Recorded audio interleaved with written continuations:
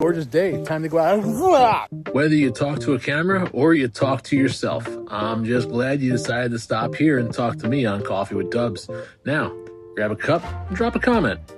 Yesterday, I caught myself thinking about something that has always seemed backwards to me. I turn on a camera, upload a video, and have thousands of strangers hear my thoughts on a regular basis without getting too worked up about it. But one family member walks in the room while I'm recording, and suddenly I become awkward.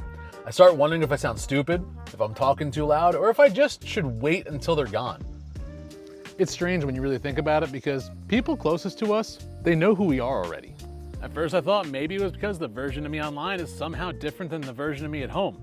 The more I sat with that idea, the less it made sense. I'm not pretending to be somebody else when I make these videos. If anything, these conversations are probably the most honest part of my day. So why would I feel uncomfortable letting people who know me best watch me create them? And I think I figured it out. Most people don't mind showing the finished product. They'll proudly hang a painting after it's done. They'll celebrate the weight loss after the hard work is over. They'll share the promotion after they've earned it. What makes us uncomfortable is letting people watch the process. The unfinished version of ourselves feels vulnerable because it doesn't come with guarantees. It comes with mistakes, second guesses, and moments where we're still trying to figure things out. And I've been seeing a lot of that in parts of my life too. Between walking the dogs every day and spending more time outside, I've noticed some body changes. I'm still chasing that next milestone though. I'm proud of what I see in the mirror, but the funny part is nobody applauded the hundreds of walks. Nobody celebrated the mornings when I would rather stay inside. Those little decisions weren't exciting enough to announce. They just quietly stacked up on top of each day until one day I looked different than I did a few months ago. Maybe that's why growth feels so damn lonely sometimes. The world usually celebrates the finish line, but nobody sticks around to watch the training. They see the completed mural, but not the sketches. They read the finished book, but not the thrown away pages.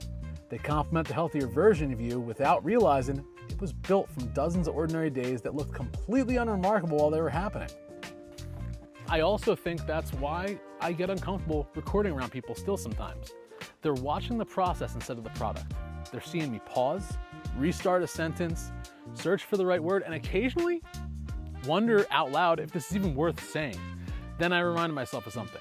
If I'm asking people to embrace uncomfortable parts of their life to become who they're meant to be, shouldn't I be willing to live there myself? Maybe the process was never supposed to look polished. Maybe it was supposed to look exactly like this. A little awkward, a little uncertain, and a whole lot more honest than we usually allow ourselves to be. That's where the real growth lives. Not in the finished version that everyone gets to admire, but in the quiet moments where nobody's clapping and you decide to keep showing up anyway.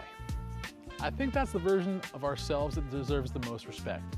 And if you're ready to respect yourself a little more, well then come on back tomorrow for another episode of Coffee with Dubs.